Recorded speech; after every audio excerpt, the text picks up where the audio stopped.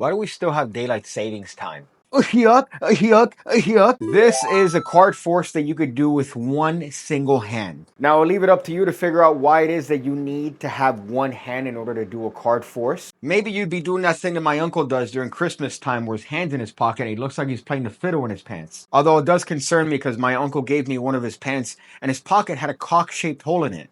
Most of us are familiar with a riffle style force, where we have a participant call stop as we run our dirty, disgusting thumb down the length of the deck. We then have a participant call stop and we show them the card in that position. However, here's a method by Daryl that you could use with one hand. Now, this does involve the use of a charlier cut or a one-handed cut.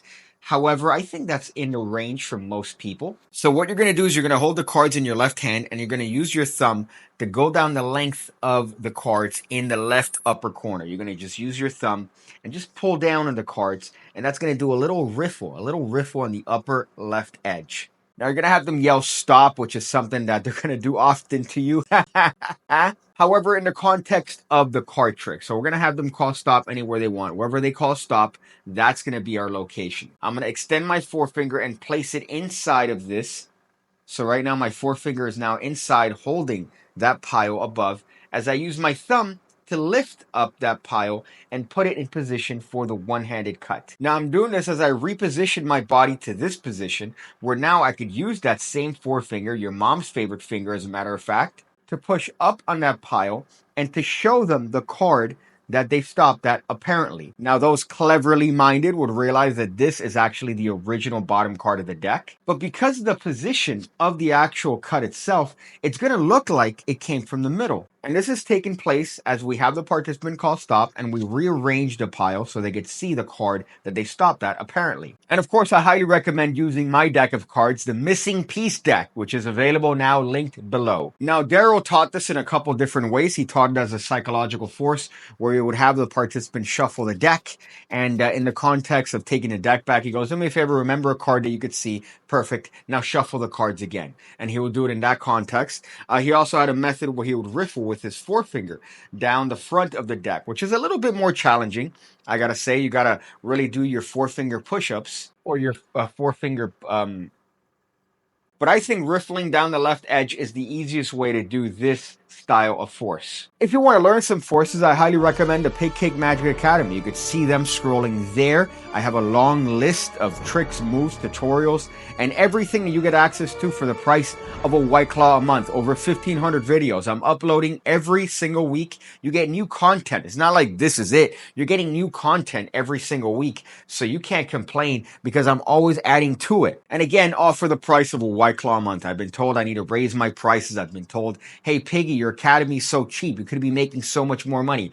I'm aware, but I'm sticking at this price just to make it easier for you and easier for me. Help you, help me, help you. Now, there are quite a bit of things you could do with this particular force. You could have, for example, this same card placed behind your back. So now you could reach behind your back and just grab the card and execute the force, having them call stop, having them look at the card, and you tell them that this is a one-handed card trick, but you didn't tell them which trick the hand was done with. And of course, you go and show them the card that's behind your back. Another wonderful little idea by Jason Dean is that you could put a little bit of sticky here. You could put a little bit of sticky here. So when you do the actual action of the force, when this card is placed on top of the deck, what's going to happen is that now when you go through the cards, their card is going to be gone. So you get all the credit for making the card vanish with one hand, and you also have a force card that could be placed anywhere you want. I do like the psychological variation of the force, however, where you have them mix the deck. All you do is peek at the bottom card and say, do me a favor, just take a look at a card randomly in the middle. Perfect. Now shuffle the deck again. There's no way that I can know the card. And now it becomes a psychological force. I like that version. But the riffle does have legitimacy in having the participant take the location that the cards are cut. But either way, you're squeezing a lot out of a one-handed cut. So I think that's well worth it. And if it's something you didn't know, now you know. Some advice at the end of the video. These are getting increasingly harder to do with the more videos I do. Because imagine, now every time I have to figure something out based on the end. I guess some advice could be on drinking. I've been drinking a lot recently. It's fun. It's great. But you got to moderate it, especially when you're getting to my age. I'm turning 34 in a month. So my birthday's coming up. That's also a good opportunity to remind you that I have a P.O. box. If you want to send me cool stuff, you could do so by doing it in a P.O. box. And you could say, hey, Piggy, look, it's a little birthday present. It's a little birthday present. I remember somebody sent me a noose once. They sent me a noose.